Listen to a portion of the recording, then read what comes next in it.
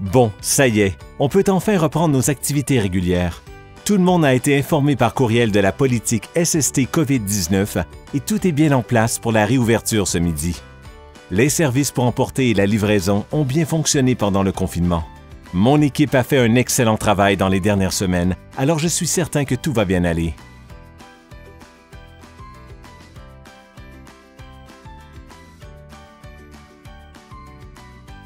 Myriam est heureuse que le restaurant reprenne enfin ses activités normales.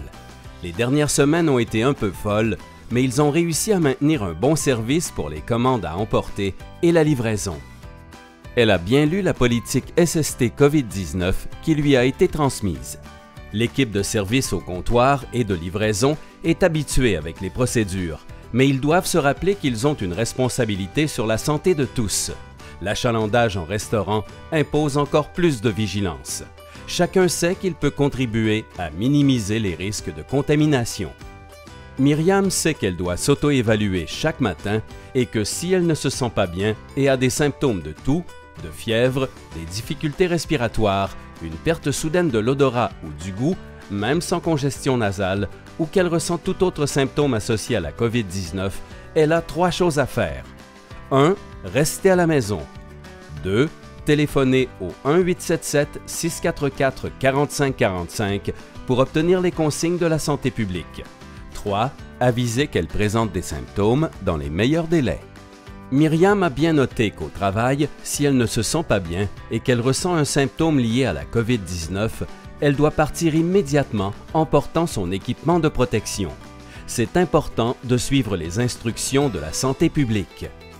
Elle comprend que dans une telle situation, elle doit informer son supérieur et lui dire, avec le plus de précision possible, avec qui elle a été en contact. C'est important, car elle sait qu'il doit aviser le personnel d'enquête de la santé publique. Un des éléments importants qu'on lui demande de respecter partout dans le restaurant, c'est la règle de distanciation de 2 mètres en tout temps. Elle doit aussi porter attention à la circulation de la clientèle qui doit respecter le marquage au sol et la distance de 2 mètres et s'assurer de limiter le nombre de clients à l'intérieur.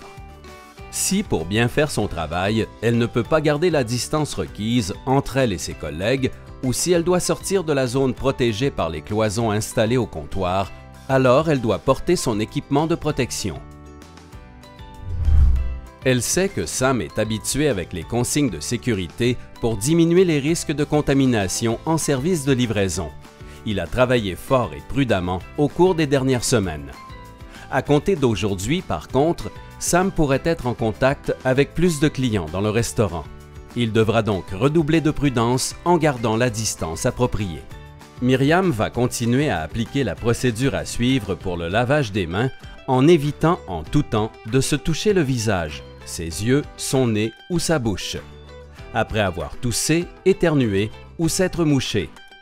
Si elle doit toucher à une surface, si elle manipule de l'argent ou une carte de paiement, en se rappelant de nettoyer et désinfecter le terminal qu'un client aura manipulé, avant et après sa pause et avoir mangé, avant de mettre et après avoir retiré son équipement de protection. Elle doit s'assurer que Judith nettoiera et désinfectera le comptoir et tous les objets utilisés par les clients. Myriam se dit que ce ne sera pas nécessairement facile en forte période d'achalandage. Elle doit être vigilante et s'assurer que tout le monde suit les consignes de la CNE-SST. Si elle tousse ou éternue, elle doit le faire en respectant l'étiquette respiratoire. Se couvrir la bouche et le nez en utilisant un mouchoir à usage unique ou son coude replié. Si elle utilise un mouchoir, elle doit le jeter immédiatement à la poubelle. Elle doit se laver les mains aussi souvent que nécessaire selon la procédure, avec de l'eau tiède et du savon ou une solution hydroalcoolique à au moins 60%, pendant au moins 20 secondes.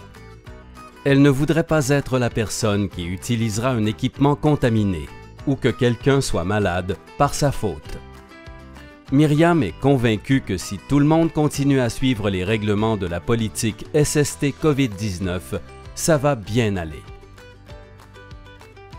La collaboration de tout le monde est essentielle afin d'avoir un environnement de travail sain et sécuritaire dans le contexte de la COVID-19.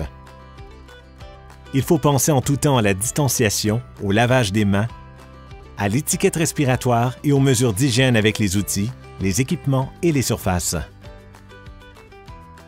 J'ai confiance en mon équipe.